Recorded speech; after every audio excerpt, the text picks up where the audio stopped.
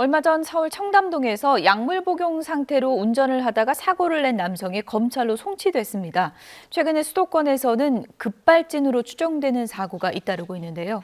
염건웅 유원대 경찰학부 교수와 함께 짚어보도록 하겠습니다. 교수님 어서 오세요. 네, 안녕하세요. 예. 먼저 이 사고부터 좀 들여다봐야 될 것 같습니다. 서울 청담동에서 이런 사고가 있었는데요. 저희가 화면으로 보면서 얘기를 좀 나눠보도록 하겠습니다. 네, 고가의 외제 차량인데요.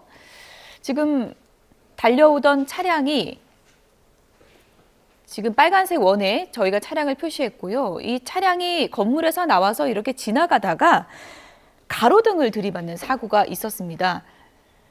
지금 건물에서 나오고 있는 장면 보이고 계시죠? 저 차량이 이렇게 도로를 향해서 나왔다가 가로수를 들이받았는데요.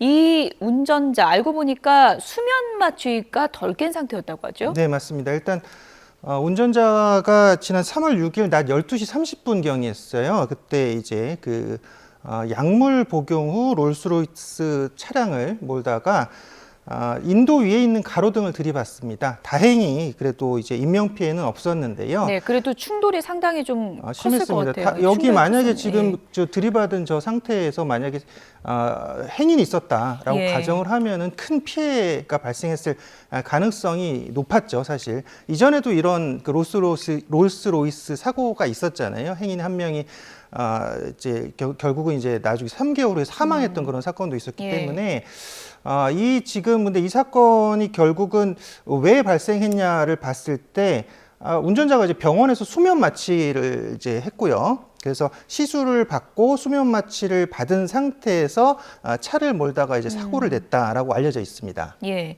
마약 검사 해봤더니 마약 반응은 없었고 네. 향정신성 약물이 검출됐다고 하는데 네. 이 약물이 보통 우리가 뭐 위 내시경하고 이럴 때 들어가는 약물인 건가요? 네, 맞습니다. 일단 수면 마취할 때 약물이 이제 향정신성 의약품이 들어가긴 하지만 예. 우리가 이제 그것은 이제 의료법상으로 관리가 되는데요. 보통 이제 마약은 세 종류거든요. 그래서 대마, 마약, 향정신성 의약품이 세 가지인데 사실은 지금 이 운전자가 이전에도 마약을 했다라고 했을 때는 지금 향정신성 의약품이 나왔을 때 이것이 이제 계속 이제 마약을 투약했던 상습범이라고 우리가 판단할 수 있겠지만 일단 이전에 마약 범죄 혐의점은 없더라고요. 예. 이 지금 운전자가 그렇기 때문에 일단은 그 피부과에서 시술 받고 여기서 이제 수면 마취제를 복용한 이후에 운전을 했기 때문에 이런 2차 사고를 일으킨 것이다라고 이제 판단이 되는 대목입니다. 뭐 예전에는 건강검진 받을 때만 위내시경 주로 할 때 수면 마취했지만 요즘 피부과 시술이 워낙 다양해지고 네. 또 그 시술 중에서도 수면 마취하는 경우가 많기 때문에 맞습니다. 이런 상태로 또 운전하는 분들이 많을 텐데 네. 잠을 깨면 본인은 나 멀쩡해졌네라고 생각하지만 네. 운전하는 건 상당히 위험한 거죠. 그렇죠. 네. 일단은 모든 운동 능력이 사실은 현저히 떨어지고요. 판단 능력도 떨어지게 됩니다. 그래서 일단 법상에서도 약물을 투여한 후 운전하는 경우 3년 이하 징역 또는 1,000만 원 이하의 벌금에 처할 수 있다라고 되어 있습니다. 이게 법으로 명시가 되어 있군요. 명시가 되어 있고요. 예. 근데 이제 다만 지금 병원 측에서 보면 이 수면 마취를 할 때 어떨 때 하냐면 방금 같이 이제 시술했던 경우에 이제 수면 마취를 하기도 예. 하고요. 또는 건강 검진할 때도 이제 내시경 하잖아요. 그러니까요. 위내시경이나 대장 예. 내시경 할 때 이제 수면 마취를 하는데 마찬가지입니다. 그래서 병원에서도 권고 사항으로 이제 운전을 하지 마십시오라고 하는데 이게 사실 권고 사항으로 할 건 아니고요. 예. 이건 분명히 이제 금지 사항으로 일단 병원에서도 일단 명백하게 이제 금지해라라고 이제 통보를 좀 해주셔야 될 것 같고요. 운전하고 가는지 확인도 좀 하는 그렇죠. 그런 시스템이 하지 중요하겠군요. 않게 예. 하시는 게 좋습니다. 이건 사실은 도로 위에서 거의 음주운전과 비슷하다고 보시면 될 것 같아요. 그러니까 나타나지 않는 경우도 있어요. 정상적인 운전이 가능한 경우도 있지만 예. 기본적으로는 이 지금 정상적인 신체 상태가 아니다라고 보시면 될 것 같거든요. 그렇기 때문에 이런 경우 운전을 하면 좀 실수를 할 가능성이 높고 또 2차 교통 피해 사고가 우려가 굉장히 높아집니다. 이렇기 때문에 결국 우리가 이제 약물에 의해서 약물 투약한 이후에는 운전을 금지하는 것이 좀 좋을 것 같습니다. 예, 실제로 뭐 시술 받을 때 수면 마취하는 경우가 늘다 보니까 이렇게 약물 투여한 상태로 운전한 사례가 상당히 많이 늘고 있죠. 이게 통계로도 확인되더라고요. 네, 맞습니다. 지금 약물 투여한 이후에 운전을 하는 경우들이 굉장히 많이 늘고 있는데 예. 이게 결국은 이런 그 음주운전이죠. 이런 약물 운전에 의한 면허 취소 사례가 지금 2019년에 58건, 그 다음에 현재 2023년에 82건까지 굉장히 늘어난 상태입니다. 예.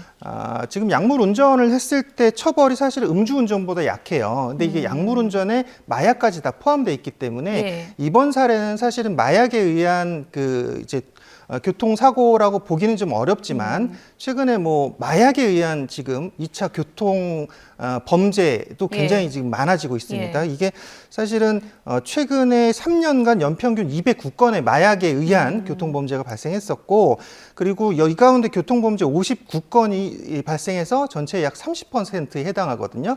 근데 이제 단순하게 봤을 때 이게 경찰이 이 약물이라든지 예. 마약에 의한 그 지금 운전에 대한 단속 권한이 없습니다.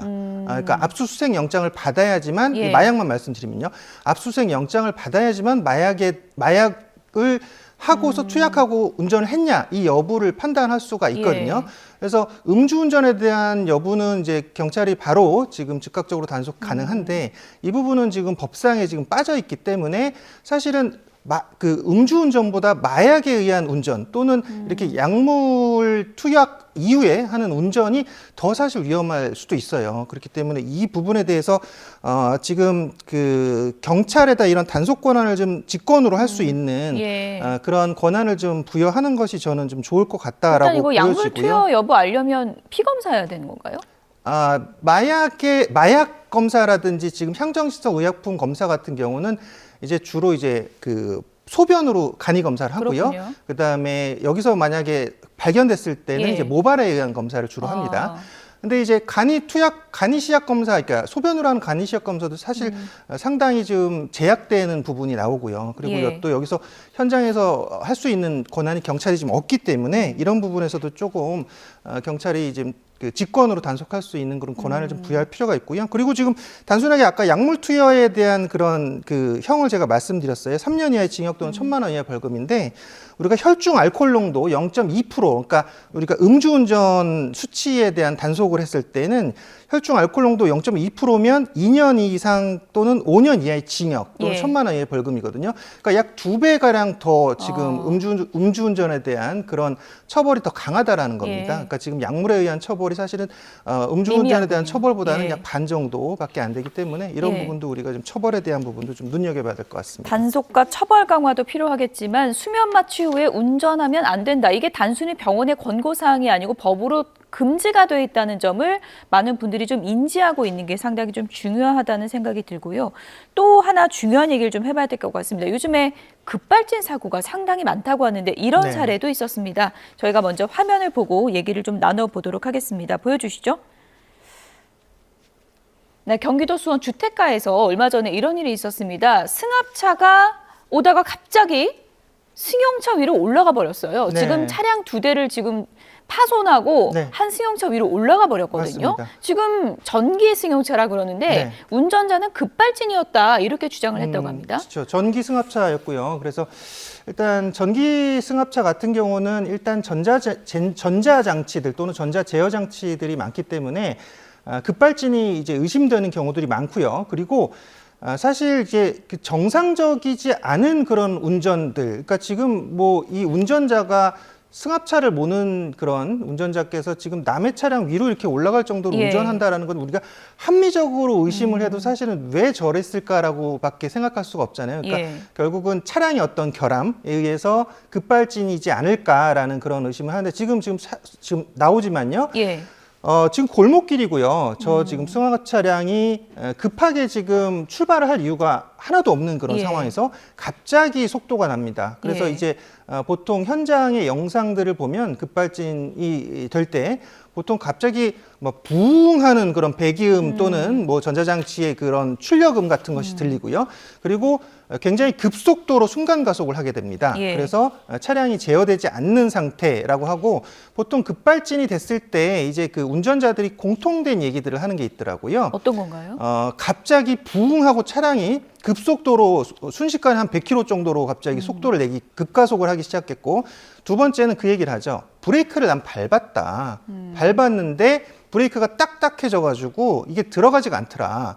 그래서 우리가 이제 급발진 사고가 났을 때 예. 보는 것이 이제 사고 기록 장치를 보거든요. 예. EDR이라고 하는 사고 예, 기록 예. 장치를 보고 추가적으로 하나를 뭘 보냐면 이제 주변에 있는 CCTV나 그 차량 또는 그 주변 차량의 블랙박스를 확인해 가지고 운전자가 브레이크를 밟았냐 여부를 확인해요. 예. 왜냐하면 기본적으로 급발진 상태다라고 했을 땐 내 의지대로 하는 것이 아니기 때문에 예. 당연히 운전자는 이 차량을 스톱시키려고 할 것이고요. 정지시키려고 하는 상태에서 당연히 브레이크를 밟기 때문에 브레이크 등이 이제 들어올 수밖에 없다는 거죠. 그래서 이런 부분을 이제 급발진 여부를 의심하는데 판단하는데 이제 사용하고 있습니다. 예.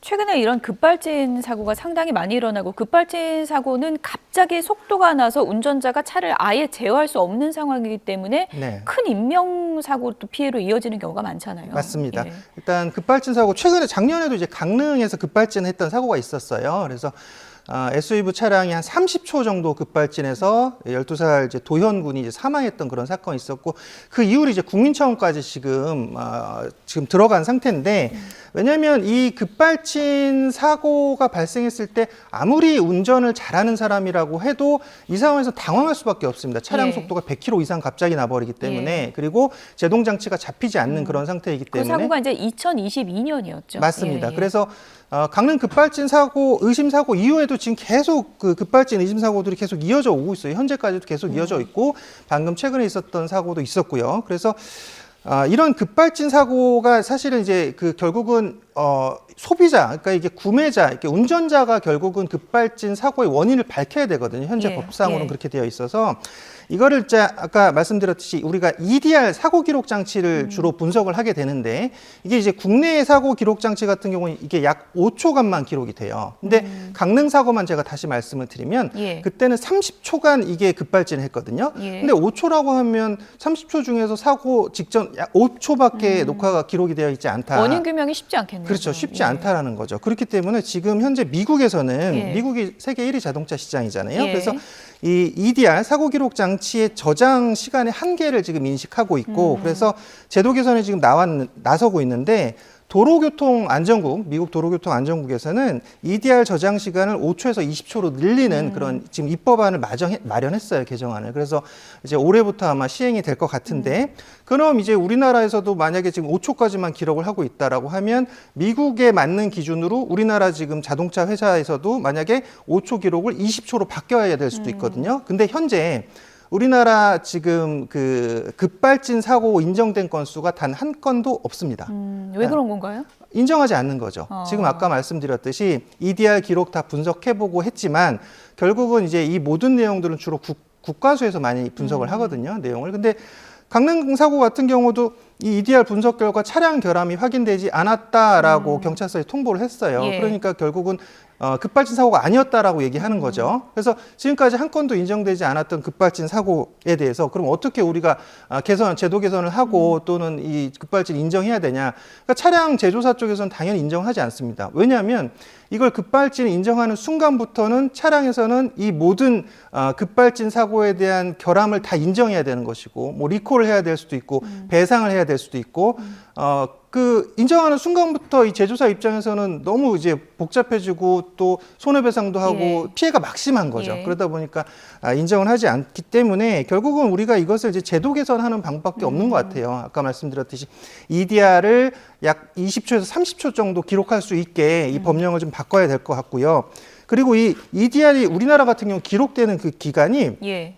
5초간 0.5초씩 이렇게 10번을 기록합니다. 근데 미국의 포드 등 일부 자동차 회사에서는 예. 0.1초, 0.2초 단위로 기록해요. 무슨 얘기냐면 예. 0.1초, 0.2초면 더 촘촘하게 기록이 된다는 얘기고요. 예. 0.5초 간격으로 5초간 기록이 된다면 10초, 그러니까 이게 띄엄띄엄 기록이 된다는 얘기거든요. 예. 그러니까 이 기록되는 그런 그 구간도 좀 더 촘촘하게 기록될 예. 수 있도록 그런 것도 좀 바꿔야 될 것 같고요. 제도 개선을 지금 이제 언급을 해주신 건데 네. 지금 강릉 사고 유가족들이 이제 주장하는 이른바 도현이법은 네. 급발진이냐 아니냐를 책임을 규명하는 책임을 소비자가 아니라 제조사로 바꿔야 된다고 지금 주장하고 있는 법안이잖아요. 맞습니다. 이 네. 법안이 국회에서 반드시 통과돼야 된다고 지금 주장을 하고 있는 상황이지 네. 않습니까? 그러니까 일단은 5만 명 이상 지금 청원한 상태고요. 예. 그리고 입증 책임을 제조사가 지도록 하는 것이 이 골자입니다. 핵심이고요. 근데 결국은 입증 책임을 제조사가 지려고 하면은 우리가 이제 법령을 바꿀 수밖에 없어요. 지금 근데 이제 이 부분에 대해서 이제 제조사 측에서 얘기하는 게 이게 만약에 이게 입증 책임을 제조사가 지는 것으로 바꾸게 되면 예. 불필요한 분쟁과 소송이 남발될 것이고 또 이런 부작용들이 초래된다. 그래서 반대한다라고 입장을 내고 있거든요. 그런데 지금 외국에서 이제 법들을 보면 주로 이제 제조물에 대한 책임은 제조물 업체가 이제 지게끔 합니다. 예. 그러니까 이게 차량 같은 경우 굉장히 복잡해요. 특히 최근의 차량들은 전자장치들이 많기 때문에 그걸 소비자가 어떻게 이걸 알겠습니까? 어떻게 알겠어요? 예. 사실은 뭐 진짜 자동차 명장을 찾아가도 이걸 입증하기 굉장히 어려운 상태인데, 그러니까 이 차량을 만든 제조사만이 당연히 이 차량의 결함을 알 수밖에 없거든요. 그래서 이런 지금 차량 결함에 대한 부분은 제조사가 책임을 지고 또 급발진이 맞다라고 하면 사실은 인정하는 게 맞죠. 그렇게 해서 이게 추후에도 이런 사고가 계속 발생한다고 했을 때는 정말 안타까운 그런 예. 그 인명 피해들과 또 이게 만약에 차량 운전자 아닌 외부에 있는 분들, 예를 들어 인도에 지나가던 분들도 예. 피해를 받는 경우들이 있기 때문에 이런 것들은 제조사에서 좀 책임을 지고 또 법령이 정비돼야 될 것으로 좀 바라보고 네. 있습니다. 앞서 뭐 승용차 위로 아예 올라가 버린 승합차 그 사고도 그렇지만 급발진 의심 사고들 보면 도저히 상식적으로 이해할 수 없는 그 모든 사고들이 다 운전자 미숙이다 이렇게 생각할 수는 없는 거 아니겠습니까? 근데 네. 최근에는 더 어려워진 게 끝으로 이 부분을 좀 짚어봐야 될 것 같아요. 자율주행이 이제 늘고 있잖아요. 네. 이렇게 되면 책임 이 입증이 더 어려워지는 거 아닙니까? 그렇죠. 자율주행 차량이라고 하는 것은 사실은 이제 지금 도로교통법상에 보면 그 우리나라 도로교통법은 기본적으로 운전의 주체가 있습니다. 운전의 예. 주체가 있기 때문에 그 운전의 주체가 이 차량의 사고에 대한 책임을 지는 거거든요. 그럼 자율주행 차량도 이제 운전의 주체가 있는데 이제 손을 놓고서 완전히 차가 이제 주행을 한다. 아니면은 지금 아예 운전자가 없이 운전하는 예. 자율주행 차량들도 있잖아요. 이제 그런 것들이 지금 최근에 뭐 AI에 대한 법과 비슷한 내용들인데 이게 그러니까 사람에게 보통 법인격을 부여하는데 이 법인격을 이제 그러니까 예를 들어 AI라든지 자율운전 차량에 예. 이제 이 법인격을 부여할 것이냐 이 여부까지 또 가는 거예요. 그래서 예. 지금은 기본적으로 사람에 대한 책임만 묻고 있는데 이게 만약에 사람이 없이 운전을 했을 때 이 차량이 사고 났을 때는 과연 어떻게 할 것이냐. 그런데 그러니까요. 말씀하셨듯이 예. 이런 것들이 이제 자율주행까지 연결이 돼 버려서 만약에 지금 급발진 사고가 또 났을 때는 어떤 문제들, 그러니까 이게 그래도 사람이 있으면 관리가 되잖아요. 이게 자율주행 차량에서 사람이 있으면 어떻게 뭐 제동을 하든지 할 수 있겠지만 그런 부분에서 이제 또 큰 사고 우려가 있기 때문에 이런 부분도 우리가 한번 고민해봐야 될 부분이라고 생각합니다. 네. 법이 현실을 따라가지 못하면 뭐 피해자들은 보상을 받을 길이 없기 때문에 이게 빨리 좀 대책이 마련돼야 할 것 같습니다. 염건웅 유원대 경찰학부 교수였습니다. 고맙습니다.